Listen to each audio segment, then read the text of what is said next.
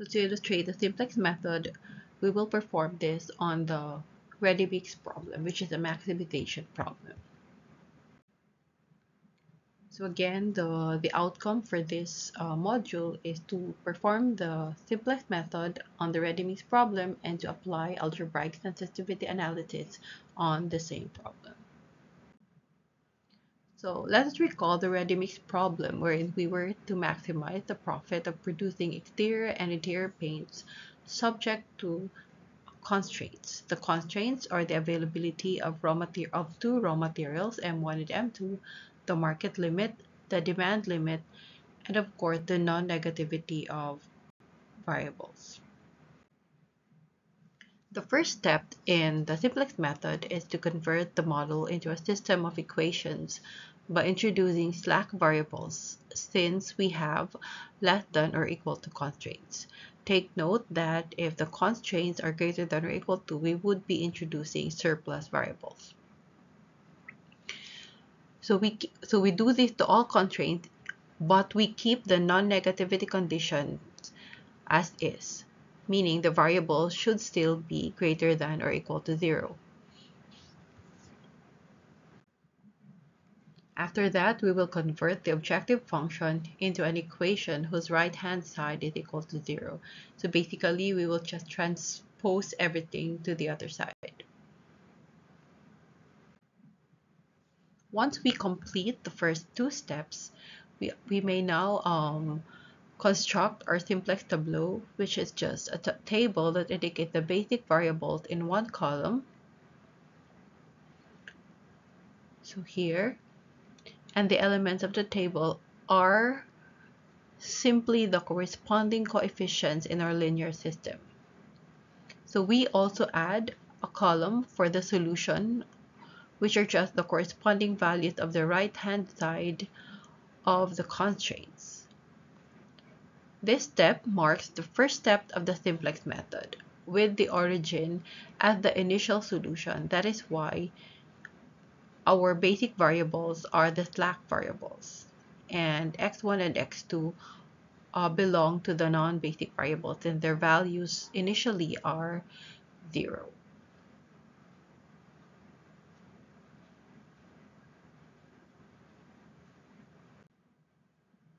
Okay, so after that, we then check if the solution is optimal.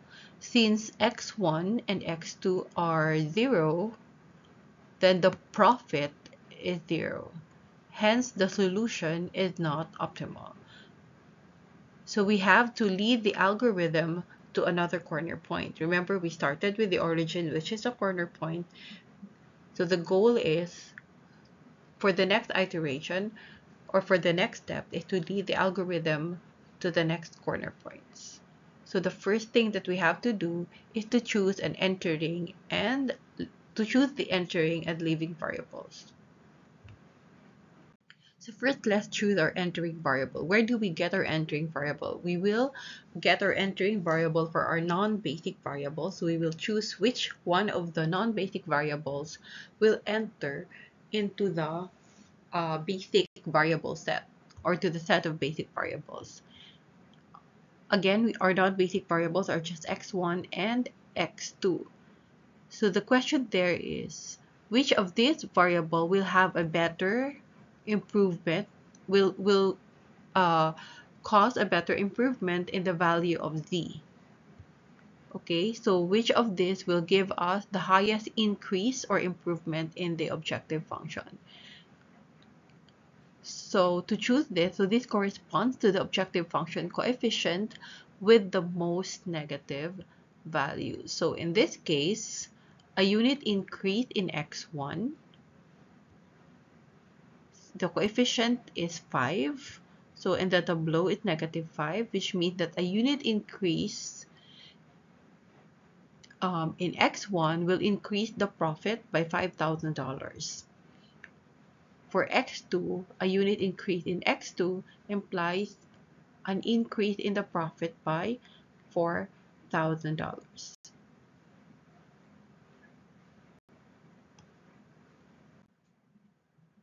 Okay, so since x1 gives us since x1 gives us the higher increase, then we choose x1 to be the entering variable.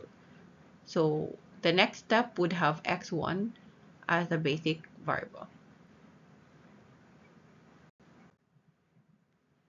Now for the leaving variable, we have to choose the minimum ratio between the right-hand side of the constraint with its corresponding coefficient on the entering variable. So the right-hand side of the constraint with the corresponding coefficient on the leaving variable column.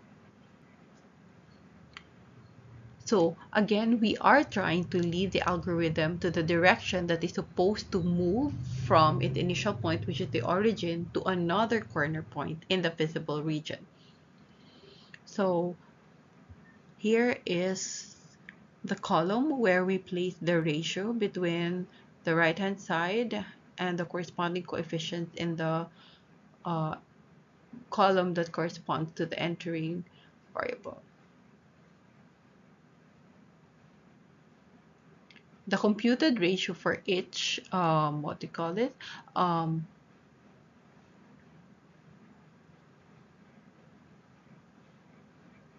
So the computed ratio for each row corresponds to the slope or the amount of units that it is moving to reach another corner point. So if we choose S4, or if we choose the S4 row, then it means that we are leading the algorithm to an invisible area since the ratio involves division by 0, meaning we are leading it to infinity.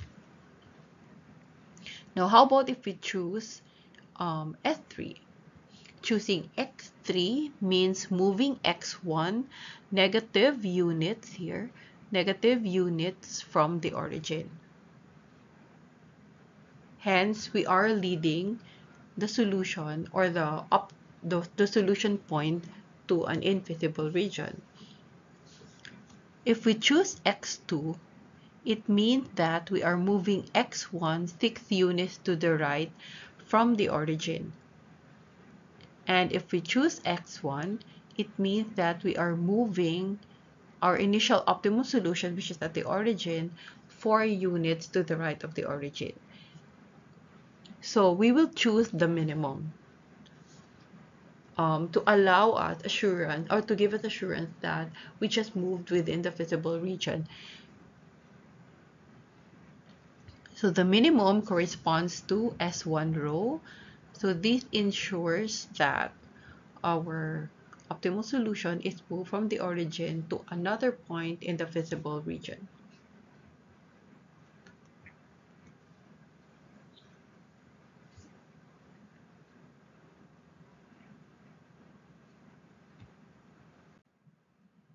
Okay, so now we have our pivot row, which is S1, meaning this corresponds to the leaving variable, and our pivot column, which is X1 column, which corresponds to our entering variable, and the point of intersection is 6, which is our pivot element.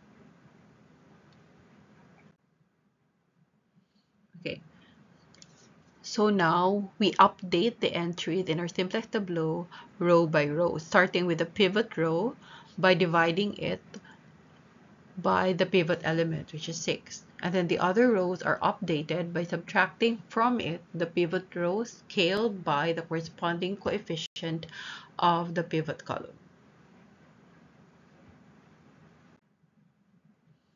So hence we get the pivot row. Okay, take note that our pivot row is row 2. So it is updated by dividing it by 6. So these values, I generated this manually in Excel. So that's why we have decimal values.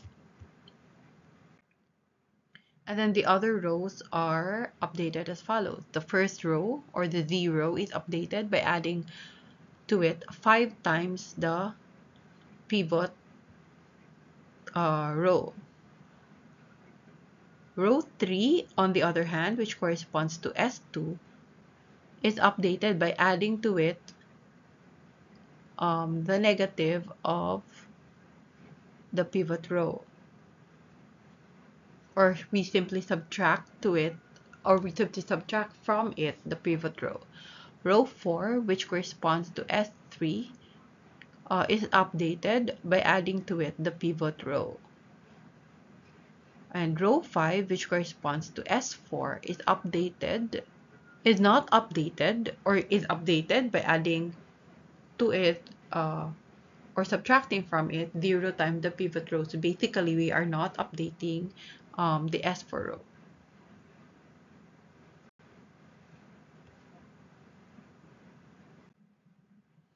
So this is the updated simplex tableau that I generated again manually in Excel. So using the operations that we indicated earlier. So here our basic variables are x1, s2, s3, and s4. So we also update. So if you look at this, the right-hand side of the constraints are also updated. So we use them to update the value of our objective function. So here, only x1 is only x1 is a basic variable, so the objective, so meaning x2 is 0. So the objective function is just defined by x1. So 5 times 4 is 20. So at this point, our optimal solution is for x1 is 4, and then for the profit is 20.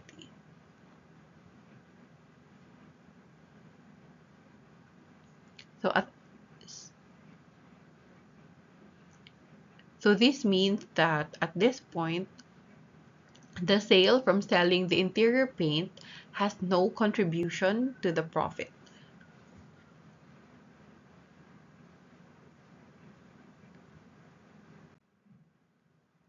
Okay, so the solution is not yet optimal at this point since we still have a negative objective functions coefficient, meaning we can still improve this. Okay, so we proceed with the algorithm by letting x2 at this point, since this is the only non-basic variable with the negative coefficient, so we let x2 be the entering variable. So what does this mean? This means that a unit increase in x2 improves the solution or the profit by $667. Okay, so a unit change in S1 will not affect the solution at all. So again, we take the ratio between the right-hand side of the constraints with its corresponding coefficient on the entering variable column, so in the x2 column. So if you look at the corresponding ratios, we get a minimum ratio which corresponds to S2. So therefore, S2 leaves the set of basic variables. This will be replaced by x2. So now our basic variables would be defined by x1, x2, s3, and s4. So we now have our pivot column, pivot row, and the pivot element. So we will use them to update the rows of our current simplex tableau by performing the necessary Gauss-Jordan operations. So this results to this tableau. So we know that this is optimal since we don't have any negative coefficients on the Z row. So our optimal solution is defined by x1 with a value of 3 and x2 with a value of 1.5, s3 with a value of 2.5, and s4 with a value of 0.5, which results to a maximum daily profit that is equal to $21,000. So here we're just emphasizing the results. The solution is 21 and it is optimal again since we don't have negative values in the Z row. So our basic solution is 1.5, so it is just in the solution column, 2.5, 0.5 with Z equal to 21. Okay, so what does this mean? This means that the model recommends that the ready mix company must produce daily a total of 3 tons of exterior paint. So 3, 1.5 tons of interior paint to obtain a daily maximum profit of $21,000.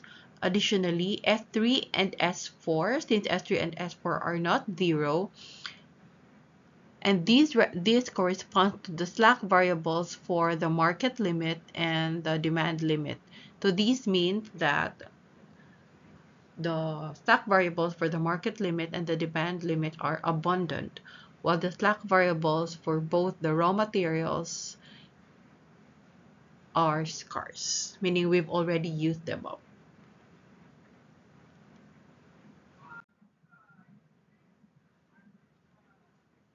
Now, in performing sensitivity analysis for the right-hand side values of the constraints, we want to know the effect of these changes in the objective function. So we would also like to know the allowable changes that will keep our solution within optimal range. So this would be, so we will be introducing variables D1 and D2, which refers to the change in the availability of raw materials 1 and raw material 2. While another variable, D3 and D4, would correspond to the changes in the market and demand limit, respectively. So we will update our simplex tableau to include the columns that corresponds to our new variables, D1, D2, D3, and D4. So if you look at this is just similar or equivalent to the columns that corresponds to our slack variables. So we will not, so when we do sensitivity analysis, we do not really need to perform the whole simplex method all over again. So we just used, or we just do the analysis based on the optimal solution. So here we have our new optimal solution defined by Z equals 21 plus 0.75 D1 plus 0.5 D2 plus 0 D3 plus 0 D4. So if you look at this is just the optimal tableau, and we just added to it columns that corresponds to D1, D2, and D3, and the values were just from the columns of S1 to S4. Okay, now for X1 we have 3 plus 0.25 D1 minus 0.5 D2.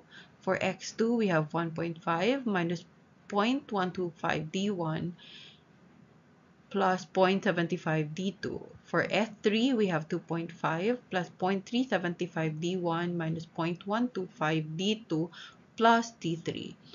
For S4, we have 0.5 plus 0.125 D1 minus 0.75 D2 plus D4. Okay, so what does this mean? A unit change in the availability of raw material 1 changes the profit by $750, and a unit change in the availability of raw material 2 changes the profit by 0.5 or 50%, which is $500. On the other hand, changes in either the market or the demand limit does not affect the profit at all. Here, this is 0 and 0. Okay, so so $750 corresponds to the shadow price for raw material 1, and $500 corresponds to the shadow price for raw material 2. And the shadow prices for the market limits and the demand limits are both 0. Okay. So now we want to know the feasibility ranges,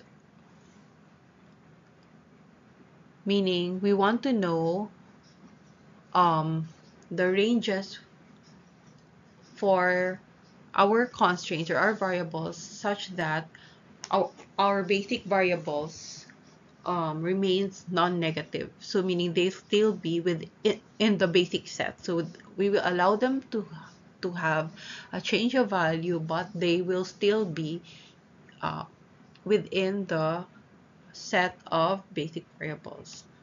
So x1, so we will impose the non-negativity conditions on these variables.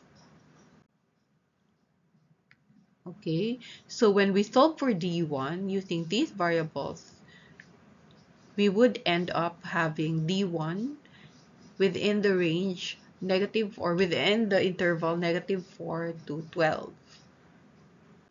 For d2, it will be within the interval -0.667 and 2.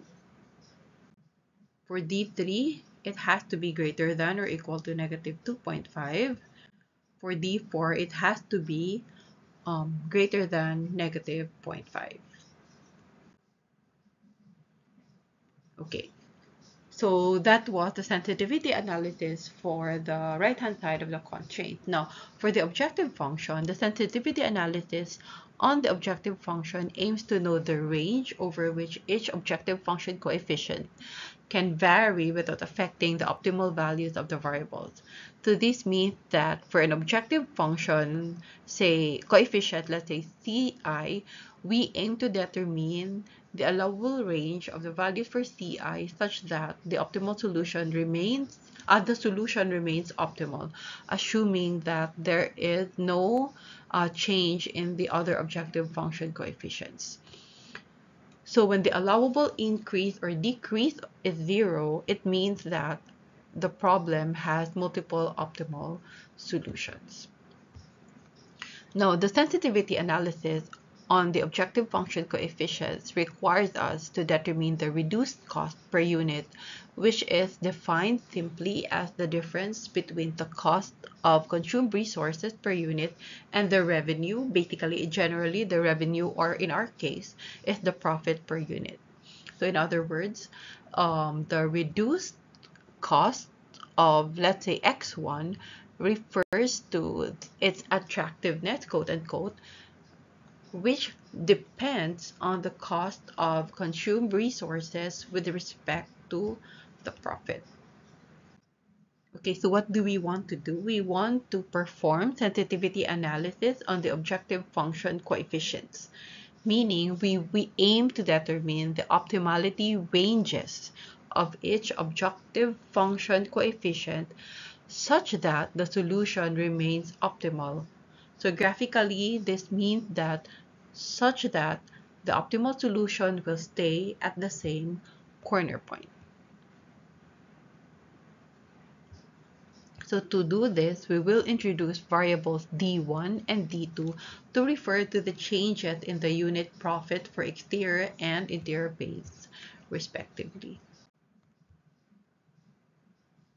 Okay, so these changes the objective function coefficients, wherein we have d equal to maximum of d plus d1 collectively times x1 plus the sum of 4 and d2 times x2,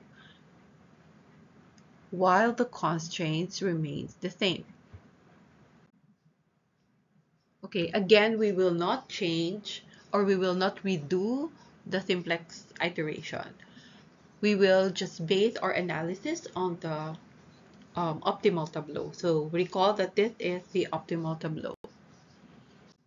So what we do, we add the changes, or the d1, we change the d column to include d1 and d2. Remember, d1 corresponds to x1 and d2 corresponds to x2. So we update the z columns, and then we also indicate above the table the where d1 corresponds. Again, x1 and d2, x2 respectively. So now to compute the reduced cost for each variable, we will take the dot product of its corresponding column and with the D column, and then subtract from it its corresponding D sub I. So basically, the dot product of the D column and the column of variable I, and then subtract D sub I from it. Again, D sub I is 0 for each slack variable. So for example, the reduced cost for x1 is the dot product of column z and column x1, and then subtract from the product d1. So we have 1 times 0. So basically this is just the element-wise multiplication.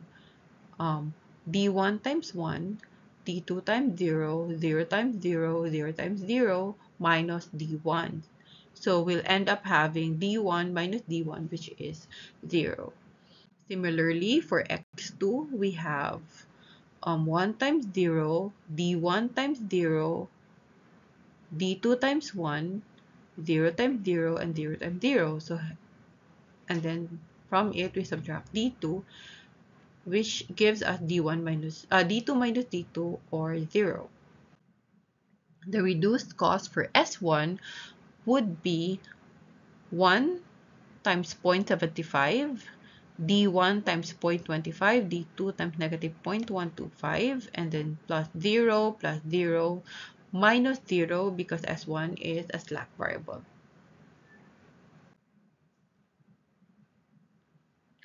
The reduced cost for S2 would be 1 times 0.5, D1 times negative 0.5, D2 times 0.75, plus 0, minus 0 again, since S2 is a slack variable. So similarly, for S3 and S4, basically we just have the element-wise multiplication gives us 0, and then we subtract 0 from it. So we have S3, the reduced cost for S3 is 0, and the reduced cost for S4 is 0. Okay, so let's emphasize the results. So for the basic variables, x1, x2, S3, and S4, the reduced costs are 0. And then for the non-basic variables, the reduced cost is given by, for S1 is 0.75 plus 0.25 D1 minus 0.125 D2. For S2, we have 0.5 minus 0.5 D1 plus 0.75 D2. Again, recall that the reduced cost refers to the amount that the coefficient in the objective function is allowed to change, meaning we can allow it to increase or decrease without affecting the optimal solution. So from there, from the reduced cost, we impose the optimality conditions on the non-basic variables, because again, the basic variables has a reduced cost equal to 0. So the optimality condition would require that the reduced cost for the non-basic variables be greater than or equal to 0, or must be non-negative. So imposing the optimality condition would give us the optimality range for D1.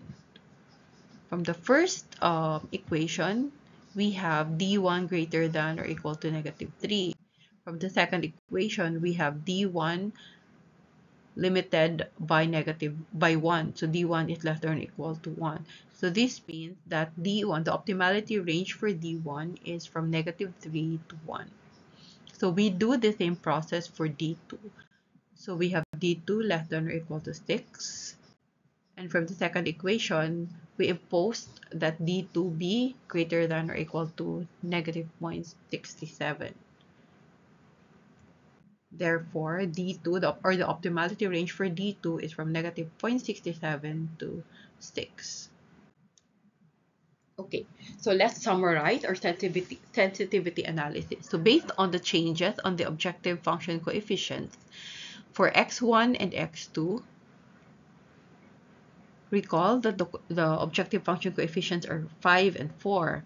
And then it gave us an optimal value. Our simplex method gives us an optimal value of 3 and 1.5, which corresponds to a profit of $21,000. Okay, so the reduced cost for X1 and X2 is 0. But the coefficients are allowed to have the optimality ranges of the coefficients is from -3 to 1. So meaning D1 or the coefficients can have a decrease of up to 3 units and an increase of up to 1 unit. Similarly, for X2, we have a decrease of up to 0.67 units and then an increase of 6 units. So this result coincides with the result of the Excel solver that we did earlier in class. Okay.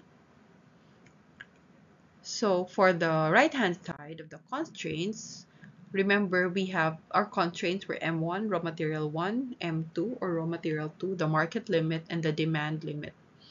And the right-hand side originally were 24, 6, 1, and 2 respectively. So after we perform the simplex method, we have the optimal solution. So we have 24 for M1, 6 for M2, and then negative 1.5 for the market limit and 1.5 for the demand limit. And recall that we've shown earlier that the shadow price for M1 is 0.75, for M2 is 0.5, and for the two other constraints we have 0.